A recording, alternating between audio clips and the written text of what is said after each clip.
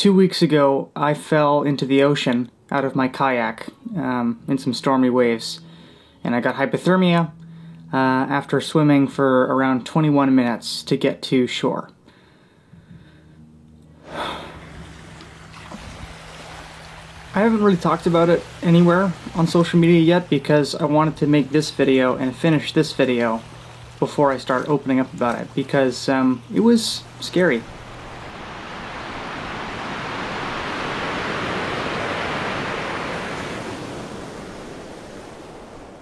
My hope is that for other people who've gone through a similar experience, listening to someone else's story may help you in your story.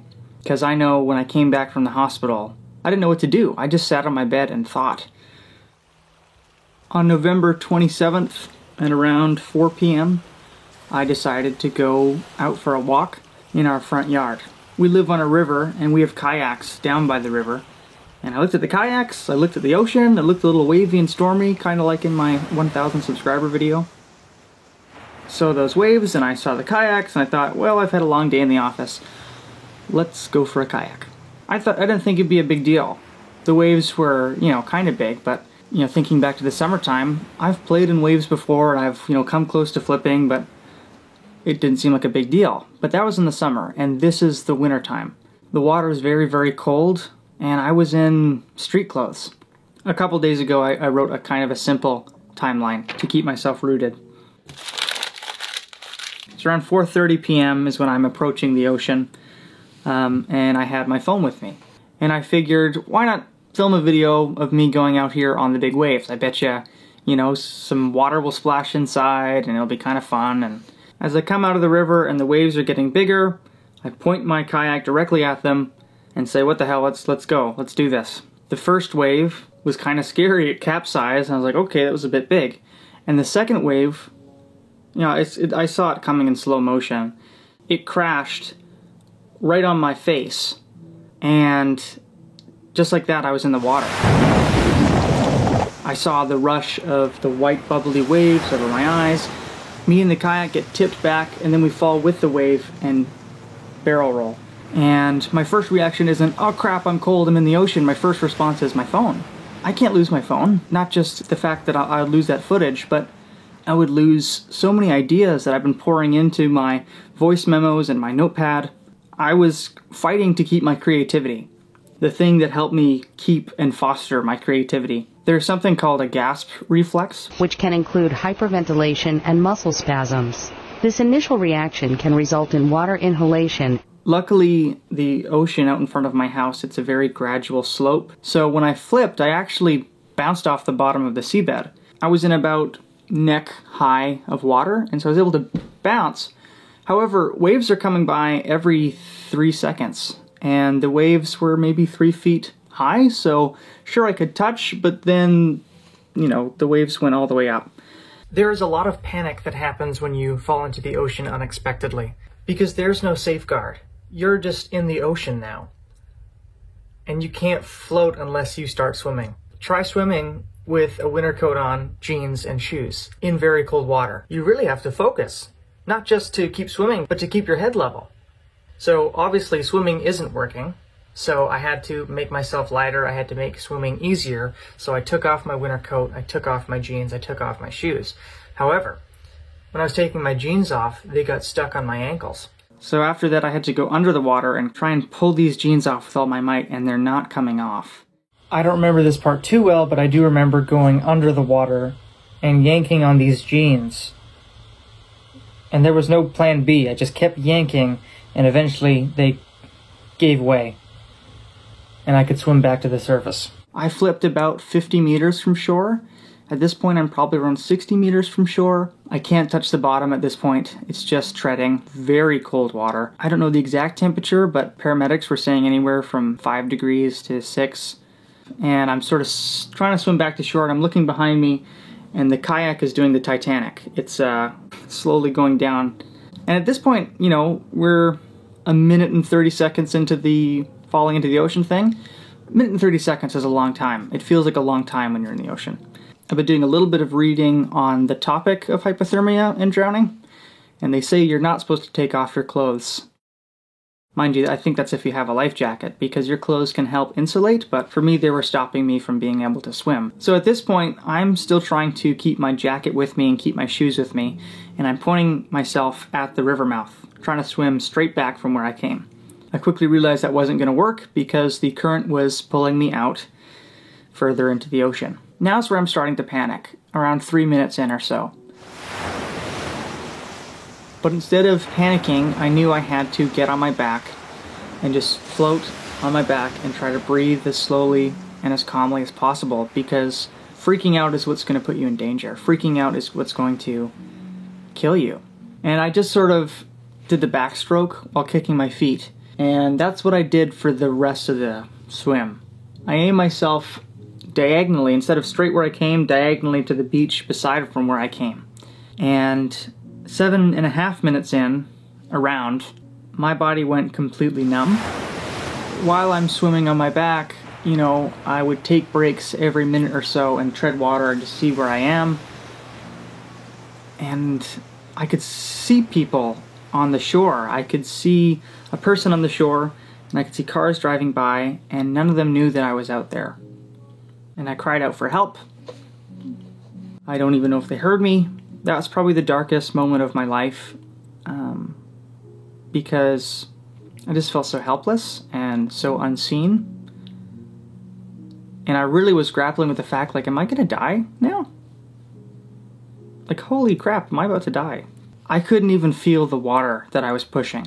It was such a weird feeling, because I knew I was cold, but I was getting so cold that I was starting to not be able to feel it. And a few more minutes of this pass, and you know, I'm swallowing water, and water's coming over my eyes. I don't know if you've ever opened your eyes under a pool, but that's kind of what my vision was like for the majority of the time. The furthest I was out from shore, it felt like 100 meters.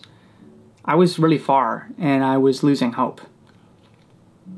And I even began to wrestle with the idea of, okay, if this is it, if I'm going to die, nobody knows I'm out here, what are my parents going to think? How are they going to find out?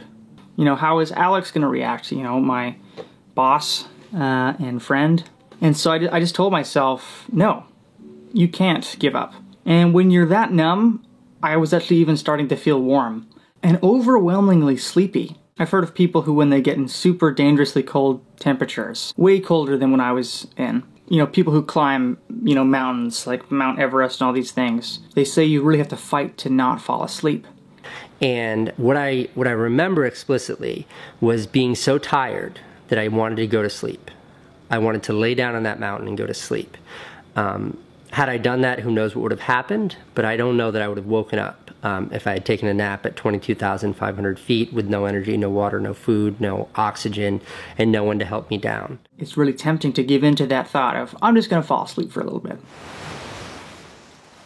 But I said, no, I'm not dying out here. Damn it. I've got more to live for. And so I kept swimming on my back. Every 3 minutes or so, I would take a moment to just float and breathe in and try to calm my breath.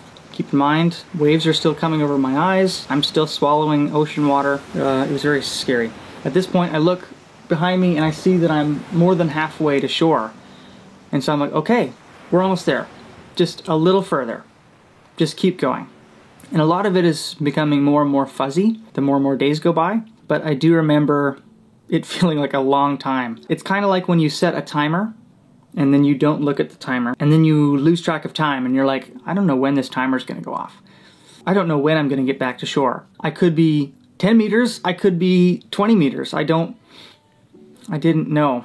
But I looked up and I was like around 20 meters, and so I'm keeping on swimming, and that's when I got the most tired. But again, I dug down. I said, no, I'm not going to die 20 meters from shore. It's pathetic. I can't do that. And I just keep swimming, and at this point, completely numb, completely exhausted. Breath is just so short. And I swim, and I'm like, can I touch it? Can I touch it? I try and put my feet down. Can't touch. Okay, keep going, keep going, keep going. And I can touch, and I stand up. Man, those rocks felt so good to stand on.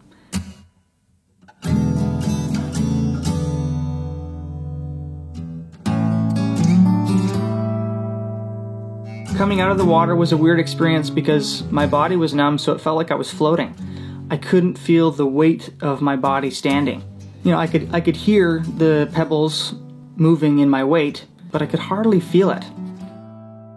As I get back to this beach, there is a couple of large boulders on the edge of an incline that goes to a boardwalk. I wasn't horribly afraid to climb up this boardwalk, but I did need to pay attention to what I was doing. And I could see that there were a couple cars, you know, in the parking area, and I lean over these cement, you know, barriers. I'm holding my head, I'm just saying, I'm alive, I'm alive, I'm alive. Actually, a funny note that I forgot to add was when I got to the shore, my Apple Watch, it said to me, great workout. That was an awesome exercise. Would you like to count that as a pool exercise? And I was still kind of foggy in the head, but I appreciated the joke. I got back around 5 p.m., so it was very, very dark. There was a lady on her night walk, and I just sort of hobbled over and said, "Can you help me?" And she kept walking. And I don't blame her because I probably looked drunk, I probably looked weird. Then in front of me I noticed a car parked, but I saw that there were people inside because their phones were illuminating their face. And I said, "Can you help me?" And they were still sort of smiling, like, "What?" And I said, "I just fell out of my kayak. Can you call the ambulance?" This couple was so nice, and they invited me in their car, and they turned it on and had the heat on and let me sit in the front seat while we waited for the ambulance. If you look at the symptoms of hypothermia, there is shortness of breath, slower heart rate, slurring your words, feeling dizzy or lightheaded, a lack of mobility, and a difficult time moving around. I was feeling all those things. I really just had to focus on breathing. Once the ambulance arrived, I was set up with heat packs, and they warmed me up in the ambulance with blankets. They put a heat pack under each armpit, one on the back of my neck and one in between my thighs. And after about 10 minutes or so, they made the decision to transport me to the hospital. At the hospital, they took my temperature, and my temperature was 34.6 degrees Celsius, which is a couple degrees low. Mind you, they took my temperature after I'd already warmed up for a little bit, so who knows what my temperature was straight out of the ocean. And then they just sort of left me to get warm in this wonderful heat blanket thing, and it blows this hot air through these, you know, tubes, and it's like a blanket of tubes. Interestingly enough, my legs were the last thing to thaw out, and by that I mean like gain feeling back.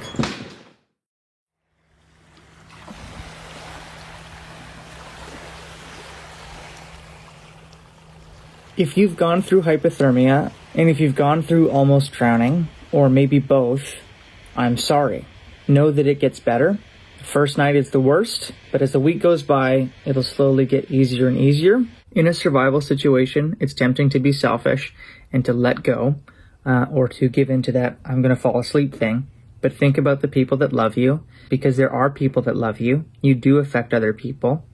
And if not for yourself, because if it was just me in the world, I probably would have been like, all right, whatever, let's restart. But I had people in my life, and I have people in my life who care about me, and I cannot do that to them. I cannot let myself go just because I'm tired. No, we all matter. You matter. And I don't want to pretend like I have some, you know, great wisdom and I'm some authority on how to live your life and how to get out of drowning, but I have experienced it. So if you only take one thing from this video, just know that I experienced it. But yeah, if you've gone through a similar experience, like I hope that it's helped to hear someone else's story. DA, Drowners Anonymous. Start an HA, a DHA. Alright, I gotta get the DHA out of here, you know what I mean? I'm not sure how much I'll talk about this subject in the future, but I do have more details to share when the time comes. All this and more in the future.